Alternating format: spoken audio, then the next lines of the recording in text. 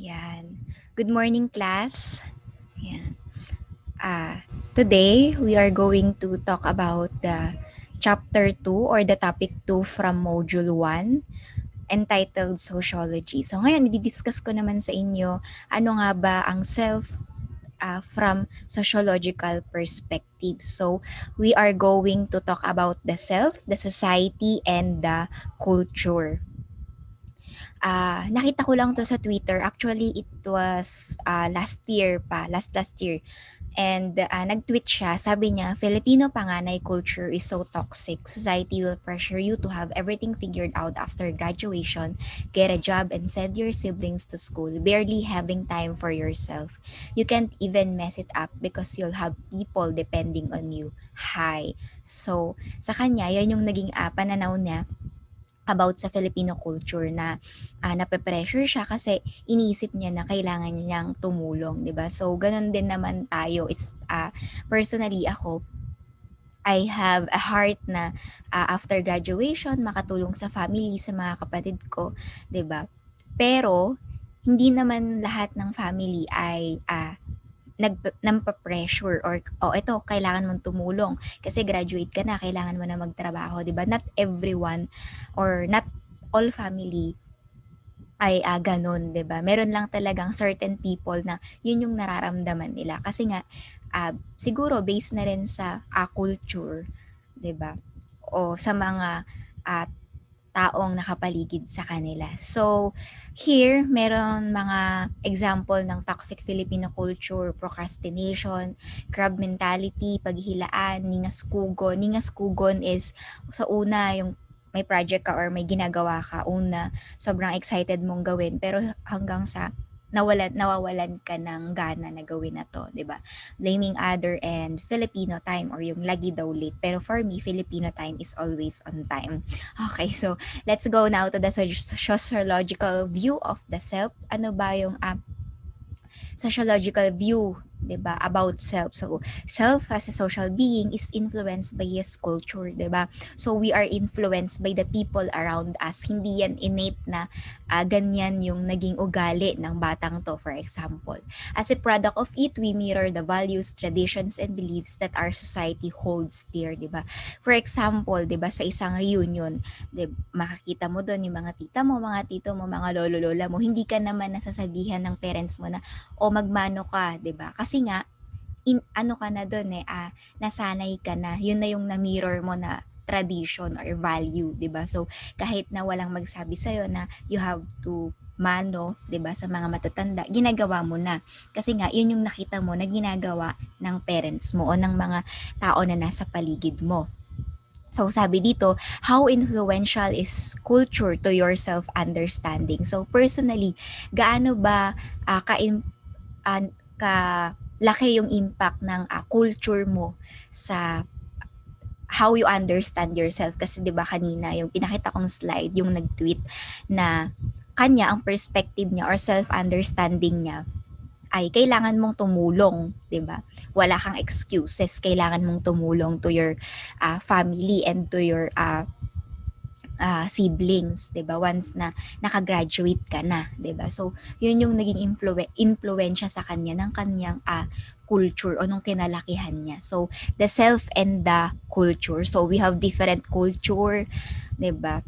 We have different values and beliefs and the sociology. Ano nga ba kasi yung sociology? So, according to this sociology is the study of human life, social groups, whole societies, and human world whose subject matter is our own behavior as social being in relationship with many other people. So, ito yung culture naman is a meeting point of anthropology and sociology in our self-understanding, digging deep into how we see ourselves in light of the diverse cultural influences, 'di ba? So, our cultural influences ay divert na, 'di ba? So meron tayong mga culture or mga ah, habit na nakuha natin or na-adapt natin from other cultures, 'di ba? So sociology is it is the study of human life, 'di ba? The relationship of people. So sino ba si Edward B. Taylor. So, the self as embedded in culture. So, according to him, 'di ba? Culture is the complex whole which includes knowledge, 'di ba? The beliefs, the moral laws, the morals and law, customs, and any other capabilities and habits acquired by a man as a member of society. So, as a member of society, 'di ba? As a social being, imposible na walang impact or walang naging impluwensya sa yung culture na kinalakihan mo, 'di ba? So, these are the different facets of culture, 'di ba? The attitudes, 'di ba? Even the language that you are uh, spoken, the beliefs that you are believing, the customs, 'di ba? The rituals, the behaviors like pagmamano, 'di ba? Pagdadasal bago kumain, the faith and the religion, 'di ba? Even the food, the drama, the art, the music, attitudes, and many to mention. Pero ito yung naka-facet lang, mga facets lang to dito sa culture. So, sino naman si George Herbert Mead? So, according to Mead, based on his theory of social behaviorism, social experience develop individuals' personality. So, uh, ako, kunyari, this is my personality. So, it is, based pa rin sa aking society o sa mga tao na nakapalibot sa akin. And yung central concept ni Mead ay yung part of individual's personality composed of self-awareness and self-image. Bakit niya kaya yun nasabi? So, kasi naniniwala siya na si people o tayong mga tao, nakaka-develop tayo ng self-images natin o yung mga pagtingin natin sa sarili natin through interactions with other people, 'di ba? So, for example, other people saw me as kind or saw me as bad, 'di ba? So, yun din yung magiging tingin mo sa sarili mo or magiging tingin ko sa sarili ko. So, he argued that the self, which is the part of a person's personality consisting of self-awareness and self-image, is a product of social experience. So, yun yung sabi ni George Herbert Mead, na tayo ay meron kinagko-consist tayo ng self-awareness, 'di ba? For example, ano yung nangyayari sa paligid mo, hindi naman daw pwede na wala kang pakialam, 'di ba? Sa nangyayari sa paligid mo, 'di ba? But everything na sinasabi sa ng ibang tao ay pwede mong maging tingin rin sa sarili mo. Kaya very careful tayo kung ano yung mga tatanggapin natin na opinion from other people kasi it can affect our self-image. So, what forms do social influences take? Diba? Ano ba yung mga forms ng social influence natin? So, here it is, the number one, the looking glass self, our sense of self is influenced by others' views of us. So, yung looking glass self kasi, ini-state lang dyan na part na natin bilang isang tao ay galing from the opinion or from the perception of other people, 'di ba? Especially those who are close to us, 'di ba? The family, the friends, 'di ba? The relatives, 'di ba?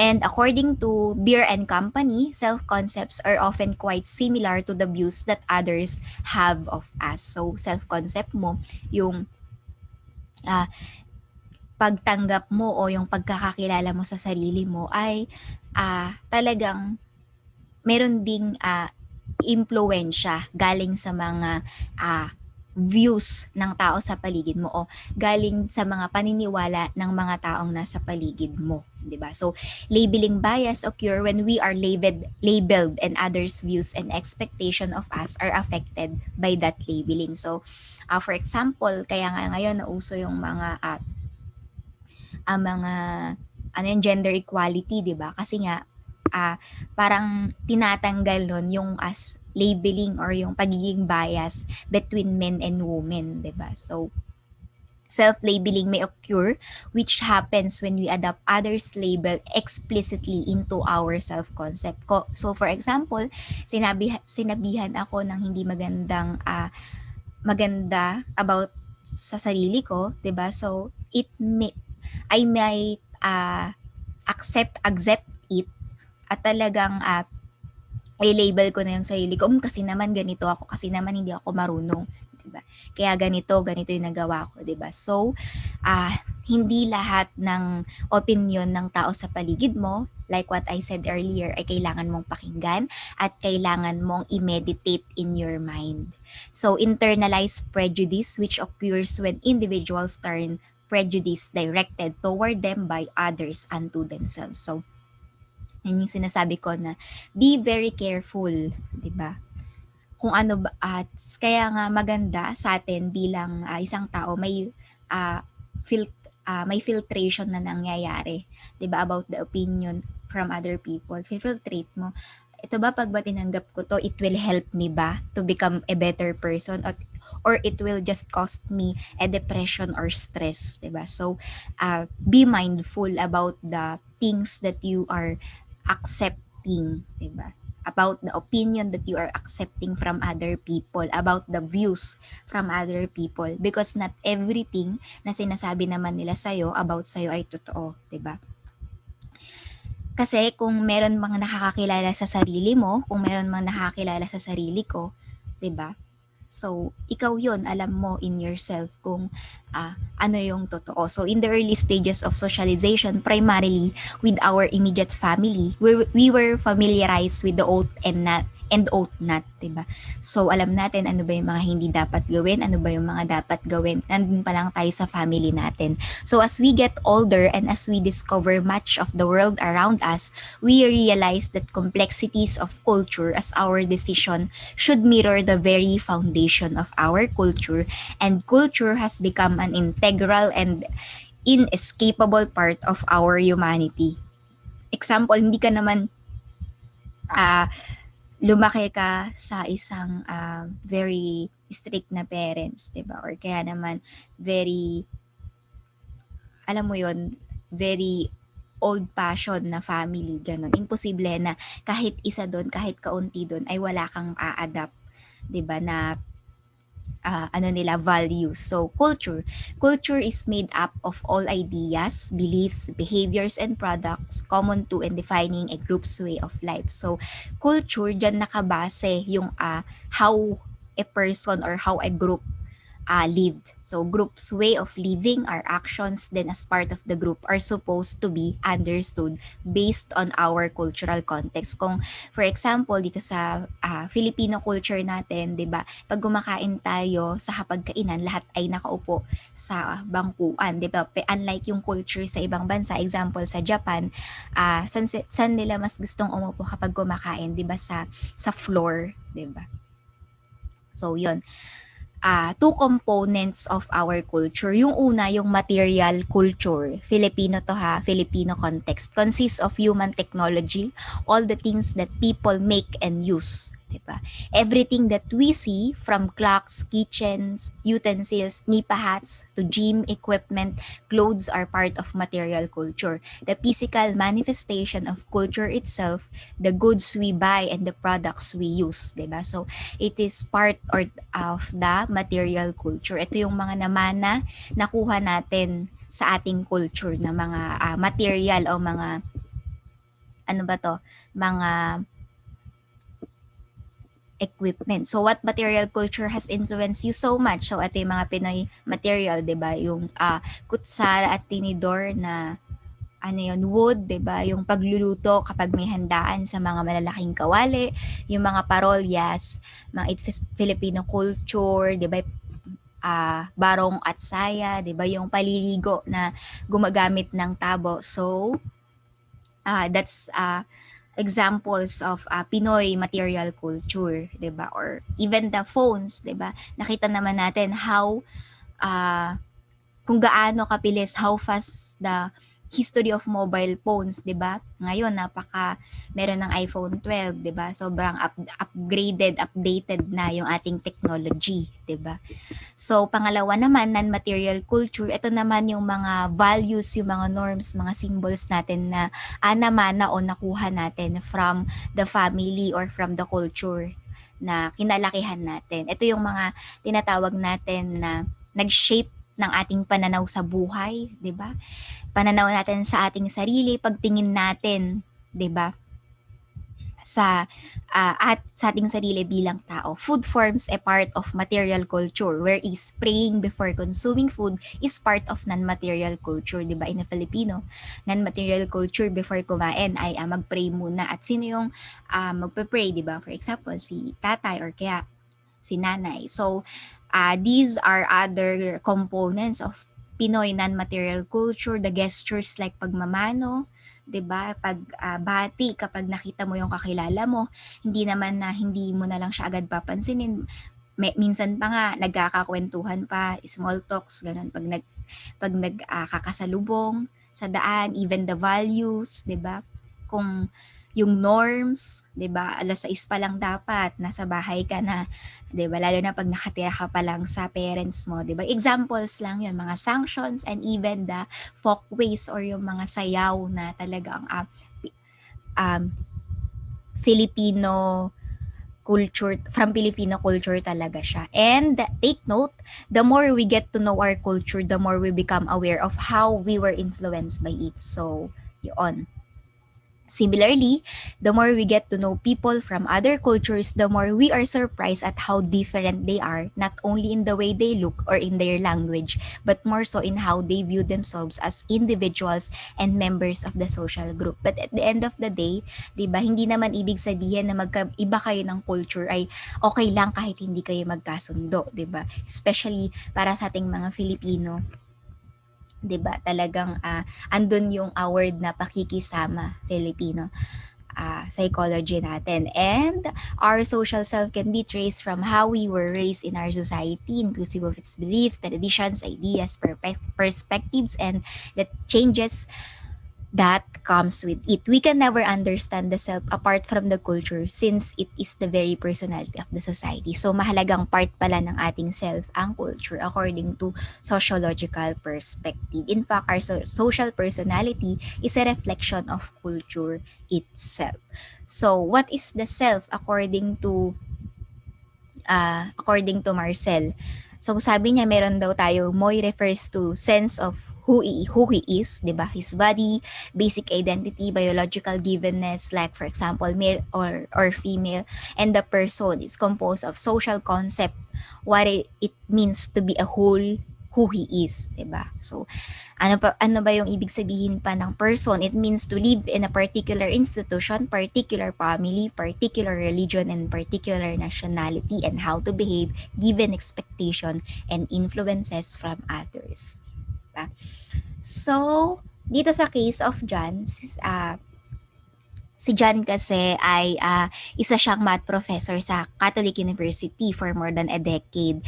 And si John, meron din siyang wife na nakilala niya nung college. Her name is Joanne, and Joanne was John's first and last girlfriend. Apart from being a husband, John is also blessed with two kids, a son and a daughter. He is also sometimes serves in the church as a lector, as a commentator. As a man of different roles, one can expect John to change and adjust his behaviors, ways, and even language depending on his social situation. When John is in university, he conducts himself in a manner that benefits his title as a professor. As a husband, John can be intimate and touchy. Joanne considers him sweet, something that his students will never conceive him to be. His kids fear him. As a father, John can be very serious. As a lecturer and commentator, on the other hand, his churchmates knew him as a guy who is calm, all smiles, and always ready to lend a helping hand to anyone in need. So, let's go now to the insights about the case of John. So, bakit nga ba nagpe-play ng different role ang isang tao? For example, I am a teacher in school. I am I am a daughter in our house. So, I behave in different ways, 'di ba?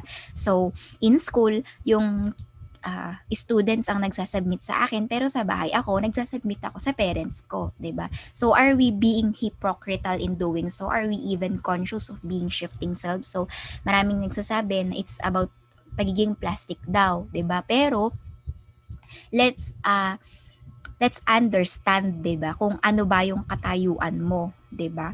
Kung ano ba yung stand mo, 'di ba? Hindi naman ibig sabihin na ah, nag-iba yung ways mo sa school tapos iba din yung ways mo sa church, iba din yung ways mo sa bahay ay hypocritical ka na. So, it's not about that. So, according to what we have so far, this is not only normal, but it is also acceptable and expected. Yes, naman. For example, 'di ba, in college, 'di ba, meron na kasing may mga family or nag-aaral pa. Pero at the end of the day, they also submit to their teacher, 'di ba? Kasi nga alam nila yung stand nila in uh, the school. So, the self is capable of morphing and fitting itself into any circumstances it finds itself uh, in. So, what is the self? Self is contemporary literature that is commonly defined by the following characteristic. Number one, self is separate. It means that the self is distinct from other people, or from other selves. So, the self is always unique and has its own identity, 'di ba? So, kunyari, hala, bakit ako ito lang yung nakaya kong gawin? Bakit siya ganun yung kaya niyang gawin? So, never ever underestimate yourself or compare yourself to other people na mas malaki yung nagawa sa'yo, kasi according to sociology, self is a separate, 'di ba? Uh, our self is unique from other people. Our self is self-contained and independent because in itself it can exist, 'di ba? Because of your own self, 'di ba? Sarili mo pa lang kaya mong mag-exist. Its distinctness allows it to be self-contained with its own thoughts, characteristic and volition. Kaya yun din, wag nating hanapin or i-compare yung, hindi niya man lang yun naisip, yung mga ganun na thoughts natin. Kasi nga, we have different wavelength, diba? It does not require any other self for it to exist. And then, self is consistency. It means particular self traits or characteristics, tendencies, and potentials are more or less the same, diba? So, self is consistent. For example, the intelligence, yung level of intelligence is consistent, 'di ba? Pero there are theories na nagsasabi na ito daw ay nababago every after 10 years. So, self is unitary in that the center of all experiences and thoughts through a certain person. Private, it means na ang isang tao kailangan niya rin ng privacy, 'di ba? Source of information mo, feelings mo, emotion mo, thought mo, not everything ay kailangan mong sabihin sa ibang tao, 'di ba? This whole process is never accessible to anyone but only to the self. So, self in families. Ano ba ang family? So, family is the basic unit of the society and it serves important function that are integral in the development of humankind, 'di ba? Kasi pagmulat pa lang ng mata mo nung baby ka, 'di ba? Sila na yung nakita mo, sila na yung nakasama mo, or hindi man yan biological family, but yung tinuring mo talaga na naging family sa'yo. It affects how you function, di ba? How you behave and relate with other people. Ano ba yung mga functions ng family? So, family is procreation, 'di ba? Kaya ka may siblings, economic provision, sila yung nagpo-provide ng pangangailangan mo, financial man ito, mental, emotional, or even the love, the socialization, and the sense of security. Kaya nga tinatawag na yung family daw natin ay ang ating comfort zone, di ba? So, while adolescents like us, like you, is kept busy discovering the self, growing, being independent, and expanding your own world, you will still need a secure base, a safe place where you can draw support, comfort, and reassurance, especially when life becomes challenging, di ba? Kahit na gaano ko paulit-ulit sabihin sa sarili ko na kaya ko nang mag-isa, kaya ko nang tumayo sa sarili kong paa, but at the end of the day, you still need your family. Yan. So, human beings are virtually helpless and dependency period, 'di ba? Kaya nga maraming sabi, no man is an island daw. 'Di ba? In trying to achieve goal, 'di ba? Kailangan natin family natin to motivate us, to be there for us, and human persons learns the ways of living, therefore their selfhood, by being in a family. Marami kang character na first time mo na discover with your family, 'di ba? Ay, ganito pala ako, 'di ba? Ay, active pala ako, ganun. So, structures of the family, the nuclear family, that ito yung traditional type, si nanay, si tatay at ang mga kapatid mo, extended family, kasama yung ibang pinsan mo, ibang relatives mo like grandparents, the cousins, titas and titos, family with working parents, both parents are working, the single parent, either the mother of the father is present, it's still called a family. Single parent, blended family is sama sa blended family is your mother ay nagkaroon ng bagong husband, and then meron kasama kayong family niya, and then the family of her new husband, 'di ba? His sibling, and then yun yung blended family. The childless family is still a family, and the special family. Parenting styles, punta naman tayo sa pagiging authoritarian, 'di ba? Impose rules and expect obedience. So, kailangan mong gawin to kasi sinabi ko, 'di ba? Don't interrupt, 'di ba? Their children are more likely to have less social skills and low self-esteem kasi nakita nila na yung parents nila ay very strict, 'di ba? At yung pangalawa naman ay yung permissive, too much friendly and permissive, giving indulgence, non-traditional and lenient, less discipline avoidance, more responsive to the demand of child. So, ibig sabihin nito, parang si parents pa ang nagsasubmit sa anak, di ba? Their children tend to be aggressive and more immature, even they might become narcissistic, di ba? Kasi sila yung piniplease ng parents nila, di ba? Sila yung nagde-demand sa parents nila. So, very permissive yung parents. And pangatlo, authoritative, both demanding and responsive. So, pinagsama yung una at pangalawang uri ng family structure. Kaya, they exert control by setting rules, di ba, enforcing them, but they also explain the reason kung bakit. Minsan kasi sa bata, mahirap sundin yung bilin o yung utos ng parents niya because hindi niya alam kung bakit ba yun sinasabi or kung bakit ba yun pinapagawa. Kaya mahalaga na explanation, 'di ba, is important for enable for a child, 'di ba, to understand kung bakit mo ba yun pinapagawa or kung bakit mo ba yun inimpose. Authoritative parents, 'di ba, their children tend to have the highest self-esteem, self-reliance, and self-competence. And gender and the self, punta naman tayo dito. Ano ba yung gender? Ito yung pagtingin natin sa ating sarili. The sense of self that is being taught. Make sure that an individual fits in particular environment. And gender has to be personally discovered and asserted, not dictated by culture and society. And to sum up, ourselves are truly products of our interaction with external reality. How much of you are essential? How much of you are now product of society, culture, community, and family? Has your choice of school affected yourself? Diba? So, to sum up, tingnan natin kung talaga naka-apekto ba sa atin ng maganda or ng positive yung pagli-live natin, diba, with the people around us. So that ends our discussion, Chapter 2, the Sociological Perspective about Self. Thank you for listening for our discussion, and I hope na meron kayong natutunan, may knowledge kayong bago na natutunan. Thank you for your time. Happy virtual learning!